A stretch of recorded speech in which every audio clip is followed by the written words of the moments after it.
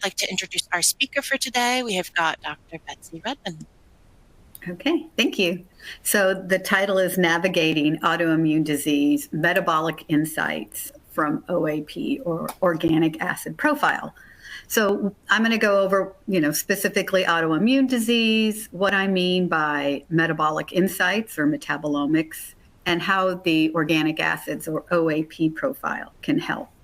So there are many kinds of autoimmune disease, or AD, with extremely varied clinical manifestations and complex pathogenesis, which make them difficult to accurately diagnose. So autoimmune diseases refer to diseases in which the body's immune system responds to autoantigens and causes damage to its own tissues. So autoimmune disease just result from a breach of tolerance in the body when the immune system fails to distinguish self from non-self or overreacts to foreign epitopes. So the immune system becomes responsible for the disease. So every person has a specific fingerprint, and that can be looked at with metabolomics. So metabolomics, the term metabolome was introduced in 1998. So as far as science concerned, it's not that old.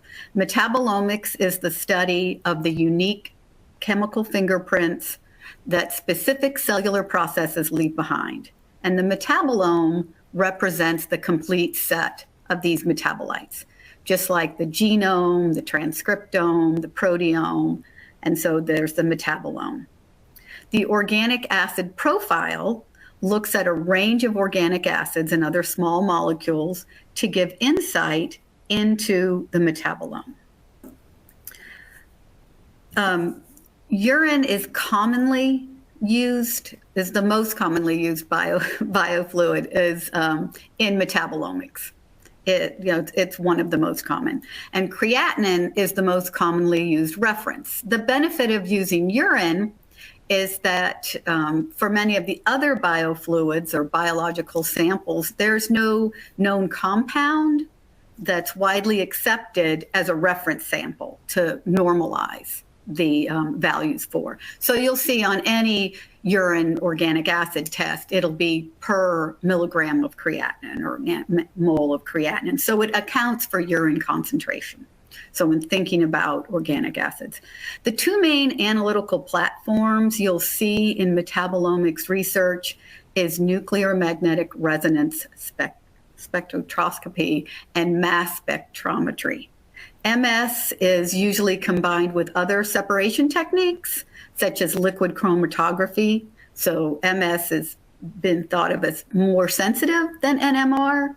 And so usually you'll see LC-MS when doing it. So those are some things to think about with metabolomics. The OAP also has a really nice interpretive guide, so it goes over each of the different compounds on the test, but has pathways so you can use anytime you're looking at it. There's also HMDB, and that's this little orange thing down here. So HMDB stands for the Human Metabolome Database, and here's the kind of link you can go to. That was started 15, 20 years ago by the Canadian government, and you can really look up any of the markers, any organic acids, amino acids, and it'll give you a little bit of information. But what's nice about it is that it will also give you synonyms, because you'll see the way companies call different markers different things, research studies call them different things. The HMDB will also give you what foods it's in, what it's been found in research, and shows a KEGG pathway. So that's just nice to have. So the OAP, or the organic acid profile, is 72 biomarkers, so 72 organic acids, and it in these 5 categories: metabolic, nutrition, stress, toxin, microbial, metabolites. A front page that identifies which markers were outside the reference range, which ones are borderline, and a description of what they mean, and then a personalized, targeted supplement recommendation at the end. So those are the three things I'm all combining: metabolomics, organic acids, and autoimmune disease. So in this study, it's from 2015. So metabolomics has emerged as an approach to identify altered metabolites within biological systems at an early stage in disease. So metabolomics may potentially serve as identifying biomarkers, since they provide kind of a representation of current physiologic state. So in this article, they looked at metabolomics and autoimmune disease, and they found metabolic profiling was extremely useful in identifying biomarkers. It helped to discriminate between autoimmune disease and healthy subjects, and biomarkers identified autoimmune diseases and all the pathways that were involved. And then they talk about the two different techniques. So metabolomics generates a profile of small molecules, and those can be organic acids. You can also look at fatty acids, amino acids, and different endogenous compounds. And those are just all going to be derived from metabolism, which vary depending on all the different cellular processes. And you'll see like this here, metabolic disease. So there's a lot of research going back, and even like the Framingham study over years looking at metabolic disease. There's a lot on diabetes patterns you may see. And there's more coming in on autoimmune, but drug discovery and food science, cancer metabolism, looking at plants, nutrition. So it is growing. So here, when we're talking about organic acids, we're looking at pathways so they can kind of give us an idea of how they're flowing. So this is just a normal flow that you'd expect. A goes to B, goes to C. And usually there's an enzyme. There's not always an enzyme. Sometimes there's an enzyme that needs a nutrient cofactor, so it just varies. So this is what you would normally see when things are moving along normally. But then sometimes the enzyme may not really be working well. So A can't go to B. A either gets excreted in the urine, or A turns into its excretion product. And so the pathway can't move down. Some of these go lower, sometimes they get filled in, but that's looking at a block. And I think one of the classic ones you can look at is methylmalonic acid. So we can see how that is. So you can see in just a big pathway, propionic acid from the gut, some of the branch chain amino acids, methionine, threonine, odd chain fatty acids, a whole bunch of stuff flows in to propionyl-CoA. That goes to methylmalonyl-CoA, and then that uses the MCM enzyme and adenosylcobalamin from B12 to go to succinyl-CoA and go into the Krebs cycle. So if that nutrient, if B12 isn't available, it's gone, MCM isn't going to work. And while methylmalonyl-CoA usually has a little bit of methylmalonic acid in the urine, it turns to a lot. So you get big excretion. So you can see down here in this example, so the result is 12.2, and that's kind of slightly over the 50th percentile. So that's not necessarily what I consider a buildup.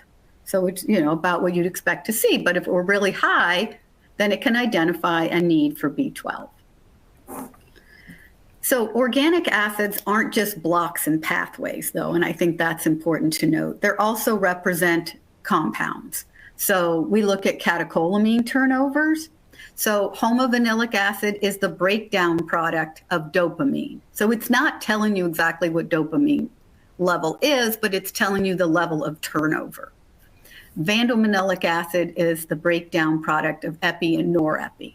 So these can identify what those levels or those balance might be. If it's really high, you have a lot of that and there's high turnover. If they're really low, there's less coming in. Cortisol, glucose also will be elevated because they're elevated not necessarily just from a nutrient block.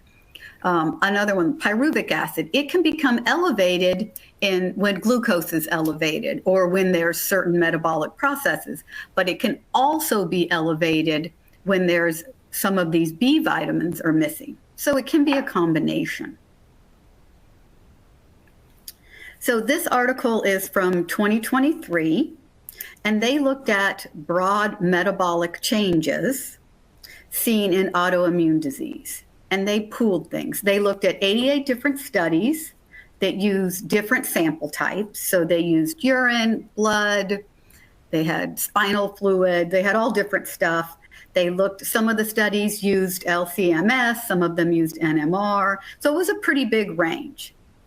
And they looked at the organic acids to have the most impact, they found, and I put that they didn't have them in the categories. I put them in these categories that were more functional. But they found beta hydroxybutyric acid, which is a ketone. So they actually listed as 3 hydroxybutyric acid, so beta and 3 are the same thing. Pyruvic acid, and when I say pyruvic acid, I mean either pyruvic acid or pyruvate. They're the same thing. So these are more metabolic issues. They noted there were some issues with Krebs cycle markers, with glutathione markers, with pyroglutamic acid, some markers that you tend to see from microbial metabolites. They found tryptophan, methylmalonic acid, and creatinine were also issues. So here, this is another study where they just looked at urine. In order to identify new metabolite biomarkers of diagnosis and disease activity, they performed a large-scale profiling of urine metabolome of the 6 most prevalent immune-mediated inflammatory diseases. So arthritis, psoriasis, lupus, Crohn's, and ulcerative colitis. So they looked at that. They actually looked at 1,200 people, and then they had 200 healthy controls. So it was a pretty big study. They did use NMR. So in this study, they found an overrepresentation of metabolites from the Krebs cycle. Citric acid was a big one. They found phenylalanine tyrosine pathway to be impacted and glycine and serine metabolism. So in an organic acid test, you're not necessarily going to look at amino acids. You can certainly in most tests add those, but it's not just looking at like tyrosine or glycine. It's all organic acids can tell you how the pathway is flowing. So one of the other things they did in this when they looked at all these analytes was they looked at several markers that were associated with 3 or more of the immune-mediated inflammatory diseases. So one of those was citric acid. And they named those particular markers hub metabolites. So citric acid was one of the strongest, showing significantly lower values in patients compared to healthy controls. So metabolomics is important in precision medicine to provide unique metabolic fingerprint of patients' disease state or drug response. So this is Metabolites 2021, and I'm going to come back to this slide.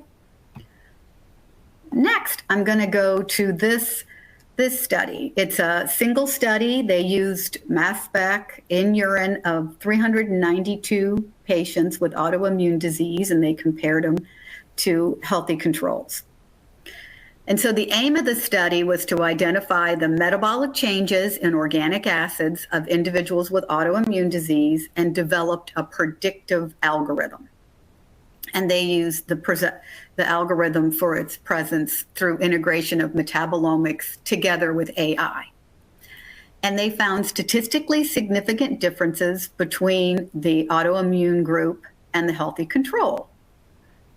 They found there was a difference in succinic acid and malic acid. And these are the ones that were statistically significant. Pyroglutamic acid, alpha hydroxybutyric acid, alpha can be the same as 2, methylmalonic acid, 4-hydroxyphenylpyruvic, which is a breakdown product of tyrosine, And then these alpha hydroxygluteric, which is related to O2 and alpha ketoglutarate, so really back to the Krebs cycle, and alpha hydroxyisobutyric acid, which is MTBE exposure. So they looked at these, and what's interesting is that the healthy controls had higher levels. So they're not looking out there like who's outside the 95th, who got marked as high or low. They're just looking at the level. They looked at the mean and the median of these markers in people with autoimmune disease and healthy controls. So the ones highlighted in yellow are the ones that are higher. So they have higher levels. The ones that are bolded means they're significant. So statistically, succinic acid was higher in control. Malic acid was higher in control.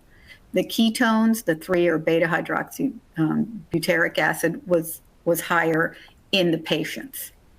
This 4-hydroxys from tyrosine breakdown, glyceric acid may be more metabolic, but the rest of them are generally lower. So what's that going to look like? So remember, the median is the 50th percentile. And so with the organic acid profile, we look at it in quintiles, so 20, 40, 60, 80. So 50th is really right down the middle. That's where the median is. So when you look at this, you can see you can see where they fall. So for this particular patient, you can see glucose and pyruvic acid are a little bit higher, but they're not elevated, so they're not outside of the range. The Krebs cycle, most of the Krebs cycle markers are on, to the left of the median, so they're lower than the 50th percentile. 2 are a little bit higher. So this doesn't necessarily look bad, doesn't look anything too out of range, but these are a little bit lower, so, on the lower side. The beta hydroxybutyric acid, which is a ketone, that is higher. And they did find that higher in patients. But you'd want to check on diet and different things. Looking at glutathione status, alpha hydroxybutyrate, that was found to be lower, and that's lower here. So that's how I would look at a lot of these things in relationship to where the middle is, as well as if they're marked high or low. So when I think about why they're low or lower in people with autoimmune disease, I'm thinking about, is there enough substrate, especially if I'm looking at citric acid and there are a lot of these Krebs cycle markers. So this is kind of telling us what these markers are doing. Like, if you want to really know what's happening in the Krebs cycle, you do liver biopsy, but urine gets a good idea of where these markers are. So you can see, like, glucose breaks down to pyruvic acid, that goes to acetyl-CoA. So triglycerides and fats go through beta oxidation, and they also go to acetyl-CoA. A lot of amino acids enter in through here, and they go to citric acid. So you can see why citric acid is such a big player. And if it's really low, then maybe these substrates aren't coming through. Low citric acid in research has also been associated with people who have kidney disease or increased stone formers. So there's a lot of things to think about. But so citric acid would go there. But then you can see amino acids also come in different places. They come in at alpha ketoglutarate. And just like the methylmalonic acid example, you can see the valine, isoleucine, methionine, threonine kind of come in through here and come into succinyl-CoA. And tyrosine and phenylalanine come in at fumaric acid. So the Krebs cycle is a major aerobic decomposition thing. And a downward trend of citric acid means a possible reduction of energy production. So that's why I'm interested in it. So is there a decrease in energy production with autoimmune diseases? So this is the same study. And they also looked at what pathways were affected. And so this is total autoimmune disease. And you can see one of the highest impact was the ubiquinone pathway. They also noted citric acid cycle, or TCA, Krebs cycle, pyruvic metabolism. These two are are from short chain fatty acids and some tyrosine. So what I found interesting is 4-hydroxybenzoic acid, which you can look at in organic acid, is related to ubiquinone biosynthesis. So ubiquinone, or CoQ, is a coenzyme family. And certainly everybody's heard of CoQ10. That's the most common form in human, but there are 10 different ones. So it's present primarily in the mitochondria as a component of the electron transport chain and under aerobic cellular respiration. But over here, you can see tyrosine breaks down and kind of feeds into this CoQ10. And what also gets incorporated there is the 4-hydroxybenzoic acid.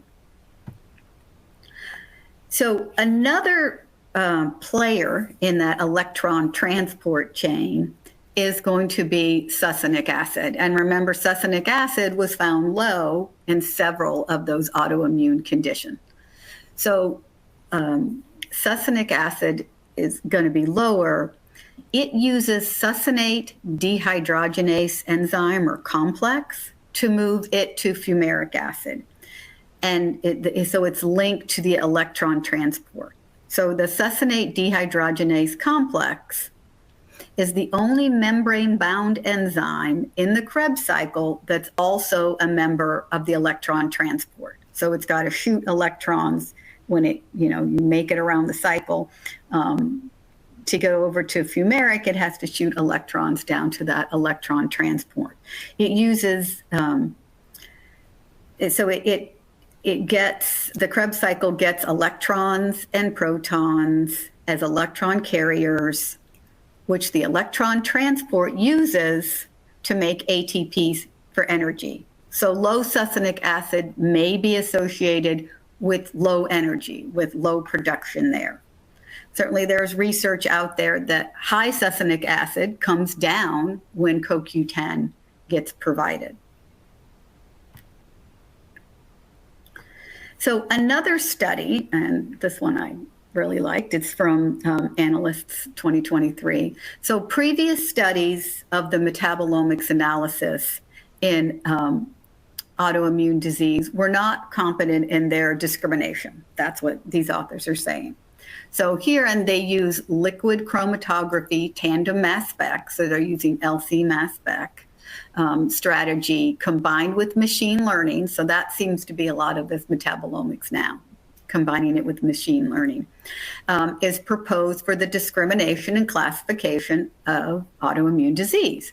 So they collected urine and serum samples from 267 subjects, and that was healthy controls. And then they looked at rheumatoid arthritis, lupus, Sicca syndrome, ankylosing spondylitis, lupus, systemic scleroderma, and a connective tissue disease.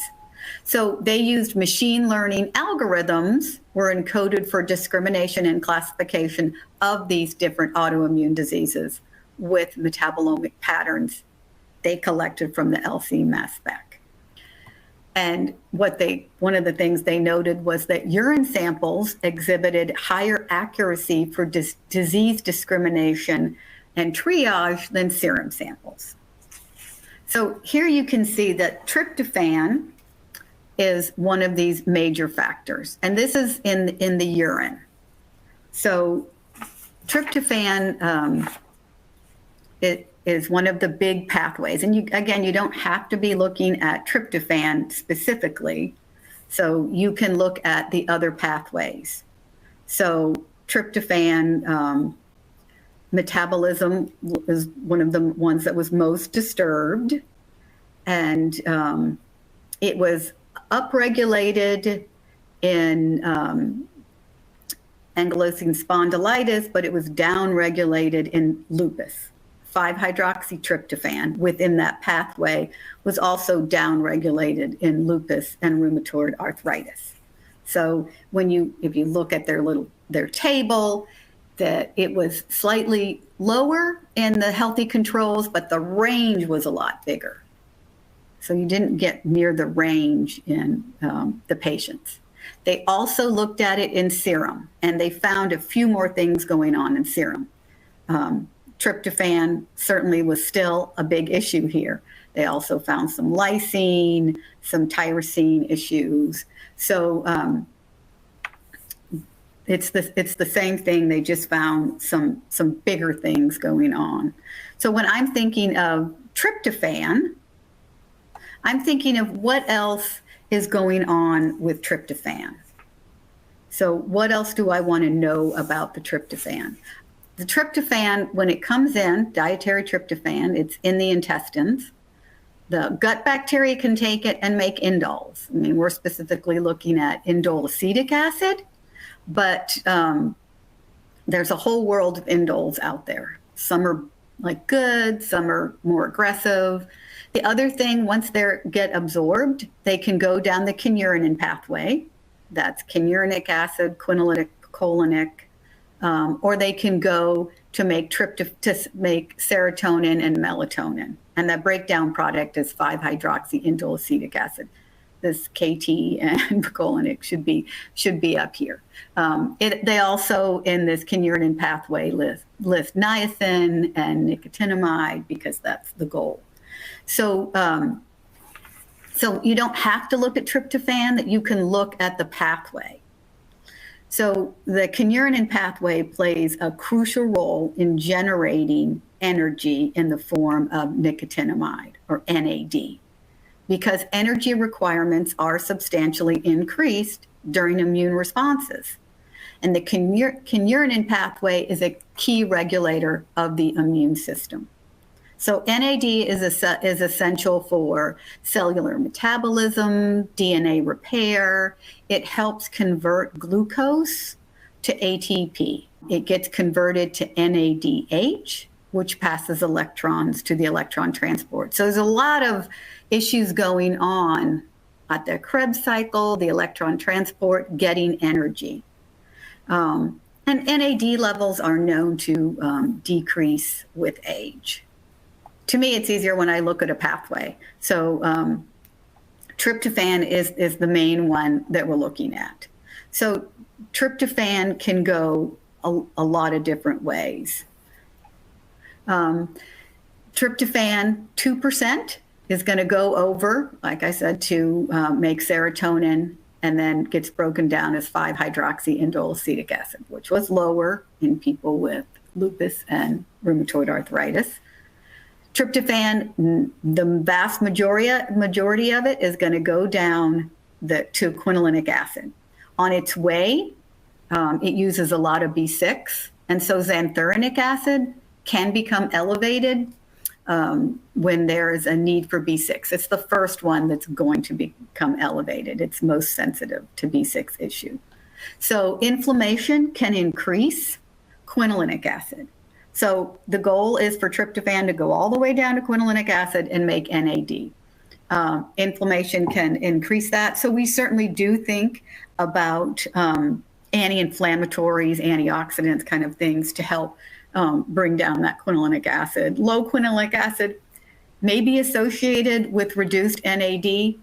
NAD has its own, even checking that, so it's not a straight line, but that's something that we might think about. Picolinic acid, or picolinic, it can be produced under inflammatory conditions, and it can kind of help push down quinolinic acid along with kyurenic acid. So they can both be neuroprotective, though kyurenic is the main one. And indole acetic acid can come from these bacterial action on those bacterial action on tryptophan. So if we look at this and we're seeing what's going on. So in this particular one, there's a lot of 5-hydroxyindole acetic acid. So there's a lot of serotonin turnover. Are they on taking 5-HTP? Are they on an SSRI? So that's a lot of serotonin turnover there. So, and they're not going to go back and forth. So tryptophan itself is also kind of pumping down through here, and it increasing the quinolinic acid. So that's more inflammatory. So it's taking that inflammatory pathway. So looking at that. And then we see the indole acetic acid. So what's going on in the gut, is pretty small. When we look at B6, because we need B6 for that whole pathway to flow through, so pyridoxic acid is looking at actual B6 level over the last couple of weeks, and xanthurenic acid can become elevated when there's a need for B6. So the fact that pyridoxic is low and xanthurenic is at least borderline and starting to get close to the 95th may mean that they could benefit from some B6. We can also look at it where the 5-hydroxytryptophan is low. Could be somebody with rheumatoid arthritis, that maybe this pathway just is impaired in general. They may not be getting enough tryptophan. A lot of tryptophan is going to fill out the pathway. These markers will be higher. But if you don't get enough tryptophan, these markers tend to be lower.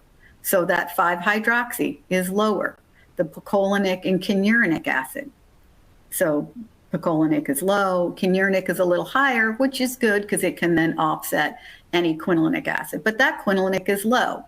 How low is going to be indicative of low NAD is hard to tell. I would certainly look at this in relationship to the Krebs cycle marker. The tryptophan metabolite, that's a lot higher. So this is bacterial action on tryptophan. So are they getting a lot of tryptophan? It certainly doesn't look like it from these catabolism. And are they, not having good digestion? So there's more free tryptophan in the gut. And then this B6 looks good. They're getting B6 and xanthurenic is not elevated.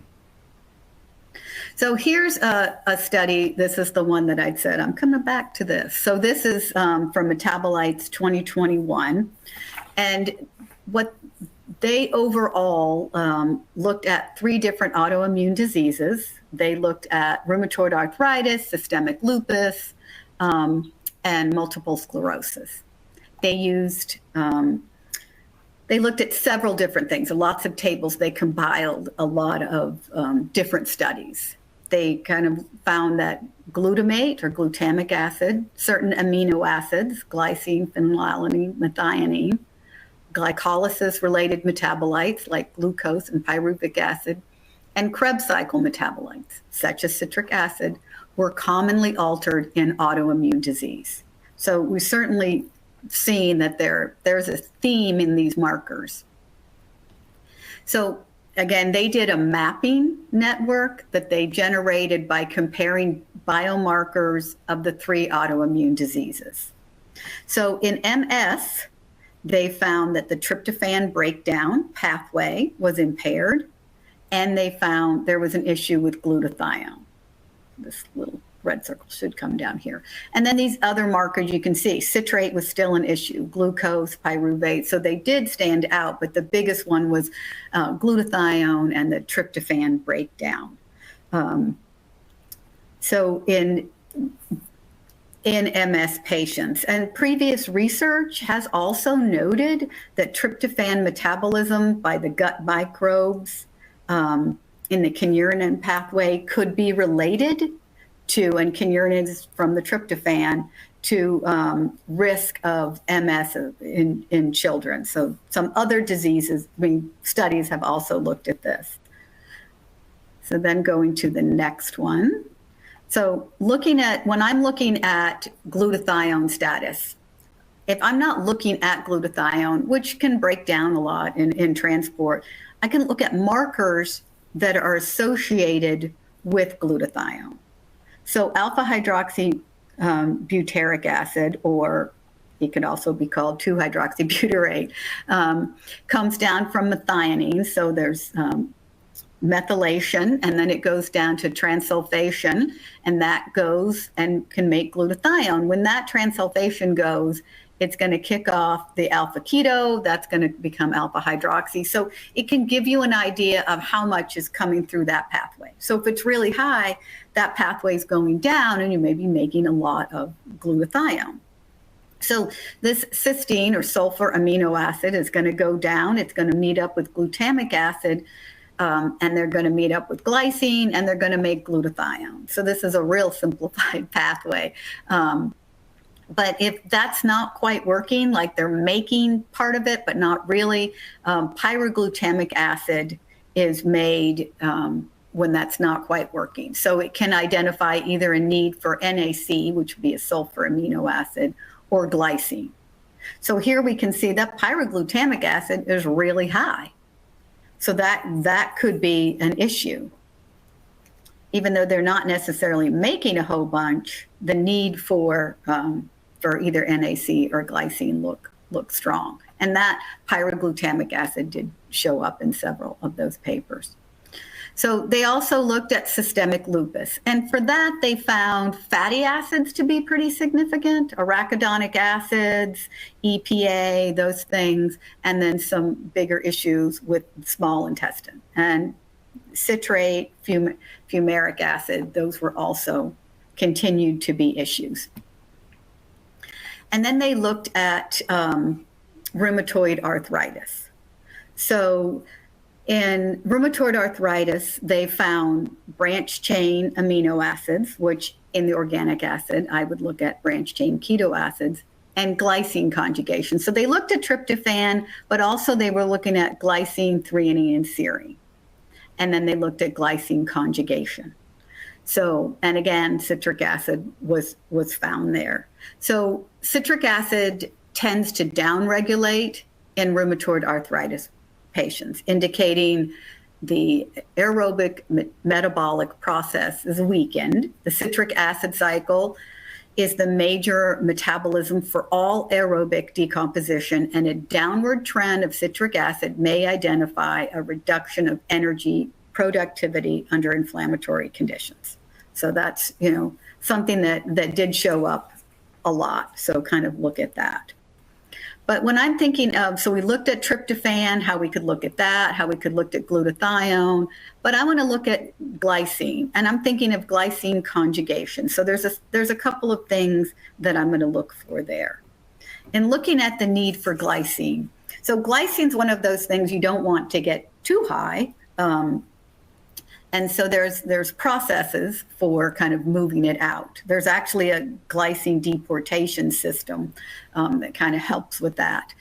But it can bind with benzoic acid or benzoate to escort glycine via hippuric acid. So benzoic acid and glycine bind, they become hippuric acid. And it excretes it out.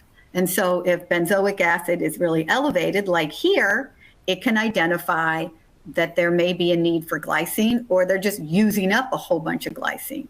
Benzoic acid can come from diet, so there's phenolic compounds that can make it. It can come via gut bacteria and then toluene exposure, so it can be from there.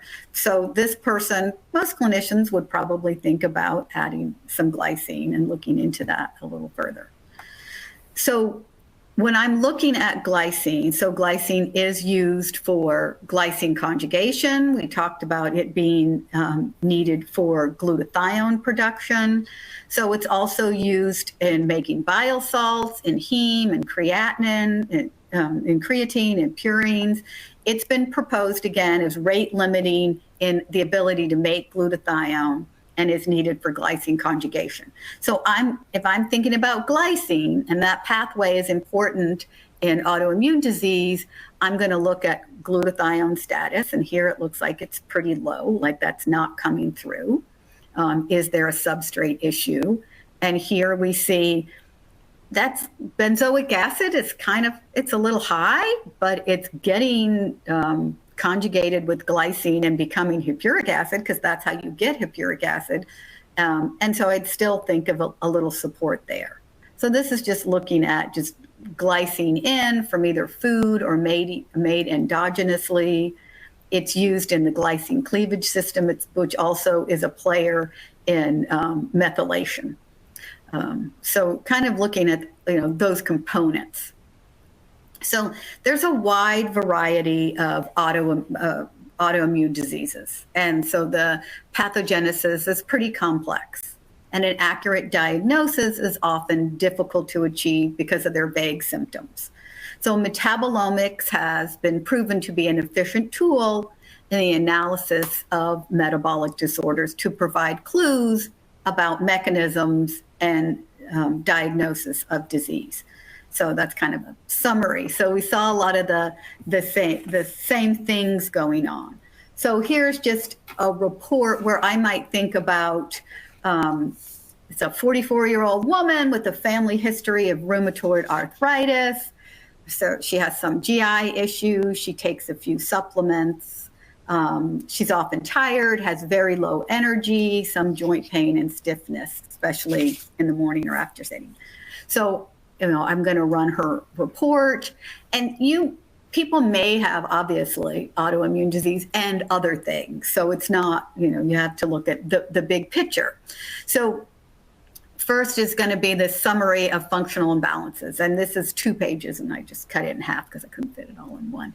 But I see the D-lactic acid is in red, and then the cisaconatase and methylmalonic acid. Those are in yellow, meaning they're borderline. So D-lactic acid can be from MGO, which can be a metabolic thing like glucose processing, or it can come from someone who's had short bowel surgery or some dietary intake. And then we see here there's more red, so her 5-hydroxy, picolinate, quinolinic, these are out of range. A couple of the toxins are of issue, and then the microbial. So we can specifically go through it. So the glucose, pyruvic are looking okay. That D-lactic acid, I might look at some other markers of metabolic processing.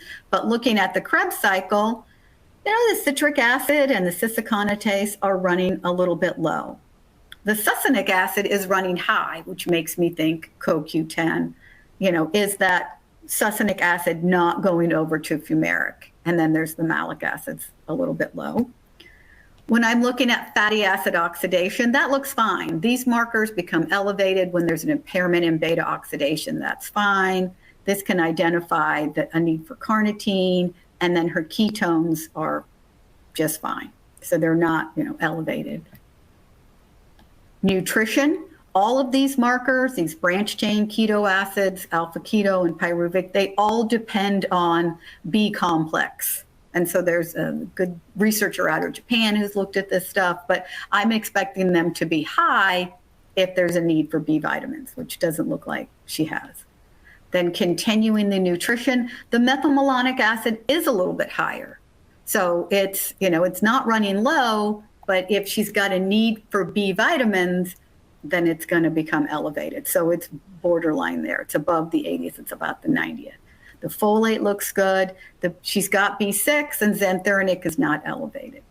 The marker for biotin's okay. And then looking at these plant components, kind of this intake, and fructose, they're fine, kind of looking at just intake overall. Remembering that tyrosine is an issue, I'm seeing that the homovanillic and the vanomanillic, which come from tyrosine, are a little on the low side. So I'm going to wonder about, does she need any tyrosine? Is she digesting protein well? Does she have any specific mood issues? Then going further to look at this tryptophan markers. So 5-hydroxy, this is high. So I'm assuming she's taking a 5-HTP, because she did say she had some mood issues. So that would kind of explain that, because that's pretty high. You might even see higher if somebody was on an SSRI. But the picolinic and quinurinic, they're not going up, but that quinolinic acid is really low. So there may be a need for some NAD or some niacin, and the ratio is low because this is so low. And the research for quinolinic acid and niacin need, it's not nearly as strong as the research that high quinolinic acid identifies inflammatory neurological conditions or inflammation. Cortisol looks fine, ratio's up a little. And then we look at toxic impacts. 8-hydroxy's oxidative damage, that's nice and low. These xylene and styrene are low. Glucaric acid is really looking at phase 1 P450 increase. So that's up a little bit. And then getting to the glutathione. So the alpha hydroxybutyric acid is elevated. So there may be some increased glutathione production, and the glutamic acid is elevated. So may think about glycine and NAC. The kidney markers, those look good. pH may have more to do with diet. More plant-based is going to be higher. Probably microalbumin is the most important there. And these other are looking good. Creatinine's good. This oxalate metabolism, oxalates are good, but the glyceric and glycolic, which I'm wondering if that's more with that D-lactic acid relationship, could be an issue. And then the microbial metabolites. So these microbial metabolites are made by gut bacteria. And so they're gut bacteria and when they're exposed to something. So indole acetic acid, again, the microbial exposure to tryptophan. So that's a little bit higher. So is she pulling that pathway? The 4-hydroxy and the phenylacetic, those are going to be bacterial action on tyrosine, phenylalanine pathway, and they're a little bit lower. And the microbial metabolites, we see benzoic acid is a little bit higher there. Hippuric is doing okay. We see some of these other markers, the 3,4, it's heavily weighted with, coffee intake. 3,5 is whole grains. And remember that 4-hydroxy comes through with the tyrosine down to CoQ10. So that's in the normal range. Equals actually a benefit to have. And then we see the fungal markers are all pretty low. Arabinitol is probably the best one here. It is going to, Candida can take arabinose or glucose and make arabinitol. Citramalic, tartaric are pretty heavily, I'm going to look at those at fungal, but also with fruit intake. So it ends up that you get recommendations. So looking at all the things, she gets recommendations with some niacin, some B12, CoQ10, glutathione, antioxidants, and some glycine. So if there's any questions, I can take those. A question here. What's the difference between OAP, organic acid profile, versus organic acid portion of OMX? Oh, so the OMX is organic acids and amino acids, and those can be done in either urine or plasma. And the organic acids, the OAP is just organic acids. So there's a few differences in them, but they're generally, you're going to get the organic acids in OMX or OAP. But they're very similar. It's just the OMX provides amino acids, which gives a little bit wider net. So if you found issues on the OAP, then you could always do a follow-up amino acids and see if those pathways, why they might be messed up. Our next question, what helps the enzyme QPRT convert QA to NAD? I'm not sure what's going to help it. It's not necessarily looking for a nutrient. It is impacted by inflammation. So inflammation kind of makes it function less efficiently. Just like citric acid, the aconitase enzyme is also very sensitive to inflammation. So keeping inflammation down probably is one of the best things to keep it functioning. Okay. And how are results impacted by age? So generally, you're going to see enzyme function, go down with age probably. There's not a lot of research on age. Certainly we know NAD comes down with age. There's some research looking at alpha-ketoglutarate related to aging. The KT ratio in the omics is related to aging. So I think there was that big study that just came out looking at aging happening around 43 and 60. So there may be some more studies coming out. But I would still take it. I'm not expecting every older person to have elevated levels or certainly if you're 20, things are going to work better than if you're 80. But I'd still deal with and offer support in the same way of things that were impaired. Thank you. Our next question, if no Ka, that's an indication that they need IDO to convert to tryptophan? So canurinic acid and canurinin aren't necessarily the same thing. So tryptophan goes to canurinic acid and normally uses the TDO enzyme. If there's increased inflammation like TNF alpha or IL-6, the IDO enzyme pumps up. And so tryptophan goes to canurinin. And then you can look at the canurinin to tryptophan ratio, which is higher in chronic disease or aging. Just means that tryptophan's pumping down to canurinin. So the ratio of canurinin to tryptophan is higher. That canurinin can go to canurinic acid, but not always. Exercise can also help increase canurinic acid when canurinin is high. So it kind of helps clear it out. So there, canurinic acid and canurinin aren't necessarily the same thing. So did I answer that question? I have no Ka. So if the Ka is low, they're asking if IDO is increased. Correct. Okay, so so I would look at that whole pathway. Our next question, what is the minimum age? Can this be used in pediatrics? And we do have clinicians use it in pediatrics. We don't have a pediatric reference range. So currently, I would just be judicious and become familiar. We do have clinicians who use it. And if things are way out of line, they're going to be, way out of line. So I would look at it in that terms. Generally, once you get, more adult-like, I don't want to pick an age because that's so varied. I can't say 12 because one 12-year-old may not look anything like another. It's going to be more adult-like. Certainly the younger you are, like for a newborn, I certainly wouldn't do it for any child under a year, under 2 years. Like any child, any baby who's 3 months and younger, those markers are just going to be crazy.